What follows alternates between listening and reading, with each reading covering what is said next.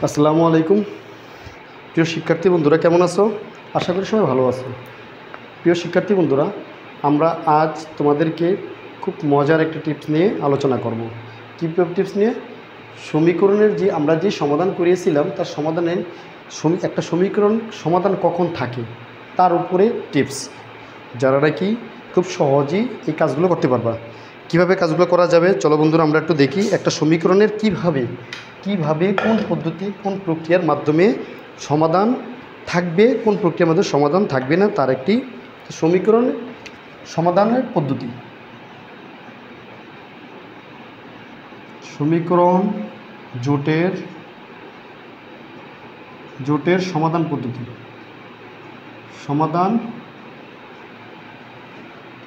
আছে কি না তার যাচাই, আছে কি নাই। চলো বন্ধুরা আমরা কিভাবে দেখতে পারি একটা সমীকরণের সমাধান আছে কি নাই তা নিয়ে একটা সমীকরণ শর্ত। একটা সমীকরণ আছে কি নাই তা জানার জন্য আমাদেরকে তিনটা টিপস জানতে হবে। কয়টা টিপস? তিনটা টিপস। কীভাবে জানতে হবে চলো বন্ধুরা আমরা দেখি। 1 নম্বরে একটা সমীকরণ ধরো আমরা 5x + 3y = 15, 2x + 4y = 20। প্রিয় শিক্ষার্থী বন্ধুরা, আমরা একটা সমীকরণ নিলাম। এই সমীকরণটা নেওয়ার পরে আমরা কি কাজ করব? প্রথম টিপসের মধ্যে আমরা কি কাজ করব? আমরা একটু জিনিস দেখব। এই সমীকরণের সহগের অনুপাত, এই সমীকরণের সহগের অনুপাত আর এই সমীকরণের সহগের অনুপাত। কয়টা সমীকরণ? 3টা সমীকরণ। এই সমীকরণের সহগের অনুপাতটা আমরা নিই, অর্থাৎ এই সমীকরণের সহগের অনুপাত যদি নিই আমরা 5:2। এই সমীকরণের সহগের যদি অনুপাত নিই আমরা 3:4। আর এই সমীকরণের সহগের অনুপাত যদি নিই 20। আচ্ছা, আমরা একটু যদি লক্ষ্য করি তাকাই, তাহলে এটা যদি সহগের অনুপাত নেই 5:2, এটা নিলে 3:4, এটা নিলে 5 দেখা রাখলে 30:4, 5 দেখা রাখলে 3:4। যদি এই সমীকরণ সহগের অনুপাত নেওয়ার ফলে, একটু মনোযোগ দাও, এই সমীকরণ সহগ নেওয়ার ফলে যদি এই দুইটা সহগ সমান হয়, অর্থাৎ দুইটা সহগ কী হয়? সমান হয়, সেক্ষেত্রে আমরা এই যে সহগটা যে নিলাম এই সহগের সমান হয়, সেক্ষেত্রে আমরা বলতে পারি, অর্থাৎ একটা সমীকরণের সহগের অনুপাত নিলে যদি দুইটা সহগের অনুপাত সমান হয়, সেক্ষেত্রে আমরা বলতে পারি প্রথম সমীকরণের মান অর্থাৎ 5x, এটার মান কত হবে? 0 হবে। কত হবে? 5x এর মান কত? এটার মান 0 হবে। কত হবে? 5x = কত? 0। তাহলে x = কত? 0। আবারও আমরা দেখাচ্ছি। প্রিয় শিক্ষার্থী বন্ধুরা, আমরা দুটো সহগের অনুপাত যদি সমান হয়, যে দুটোটা সমান হয়েছে, সেক্ষেত্রে যদি সমান হয় তাহলে এই সহগের যে কোনো একটা মান কী হবে? 0 হবে। কী হবে? 0 হবে। সেক্ষেত্রে আমরা 5x = কত? 0। তাহলে x এর মান আমরা যদি বসাই 5x + 3y = কত? 15। তো 0 প্লাস কত? 3y = কত? 15। y = কত? 15/3, 3 × 5 = 15 = কত? 5। তাহলে সমাধান হচ্ছে x, y। x এর মান বাড়িয়েছে 0, y এর মান কত? 5। x এর মান 0, y এর মান কত? 5। প্রিয় শিক্ষার্থী বন্ধুরা, আমরা একটি জিনিস লক্ষ্য করব, দুইটা সমীকরণ, এখানে দুইটা সমীকরণের ভিতরে এই সমীকরণের x সহগদের অনুপাত, y সহগদের অনুপাত আর ধ্রুবপদের অনুপাত নেওয়ার ফলে আমরা যদি দেখি যে এই একটা স্টেপ, অর্থাৎ 5:2, 3:4, 20:এত, এরপরে আমরা অনুপাতগুলোকে যে অনুপাত দ্বারা সেম ক্যাটাগরি ভাগ করা যাবে একই সংখ্যা দ্বারা, সেটা ভাগ করার পরে আমরা দেখলাম যে এই সমীকরণটা মিলে গেছে। মিলে যাওয়ার কারণে আমাদের এই সহগটা = 0 হবে। ওকে, যদি দুইটা সমীকরণ মিলে যায় তাহলে পরবর্তী যে সহগটা থাকে এটা সমান কী হবে? 0 হবে। সেখানে x এর মানটা আমরা অতি সহজেই বের করতে পারি। তাহলে সেখানে আমরা মানটা যদি বসাই দিই তার আমাদের অঙ্ক কি অনায়াসে হয়ে যায়। ঠিক আছে প্রিয় শিক্ষার্থী বন্ধুরা, আমরা যদি সহগ 2 আরেকটা অঙ্ক আমরা তাকাই, তাহলে আমরা কি দেখব? চলো, সহগ 2 2 নম্বর ধাপে আমরা যদি সহগ 2 তাকাই, 5x + 4y = আমরা যদি 2 দেখি 5x + 4y equal 20, 2x plus 5y, 5y 2x plus 5y equal কত 8, 2x প্লাস 5y ইকুয়াল কত 8।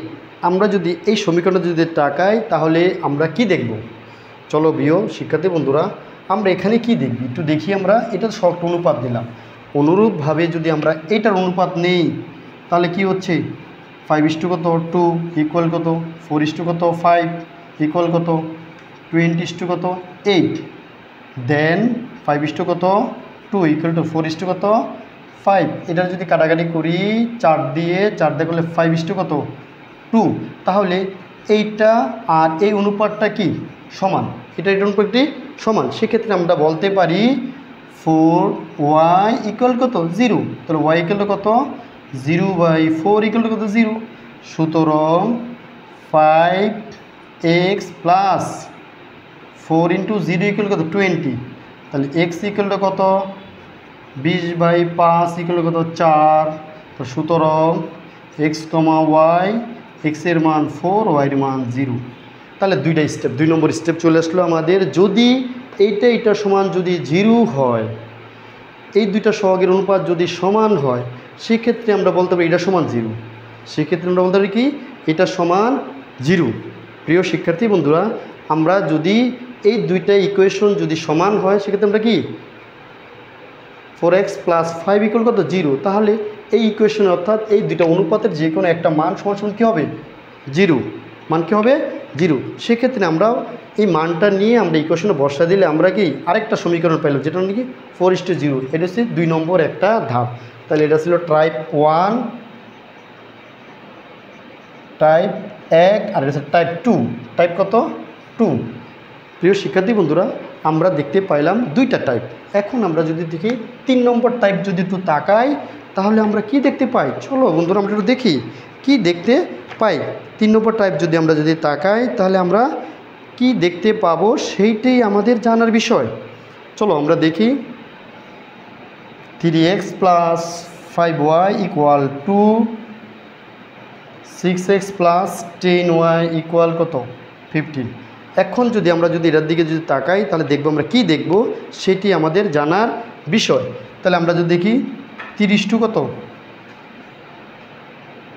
3:6 অনুপাত, আমরা যদি অনুপাত x সহগের অনুপাত নেই, 5:10 y সহগের অনুপাত নেই, 2:15, তাহলে এই অনুপাতটা কারোর সাথে কারো মিল নাই।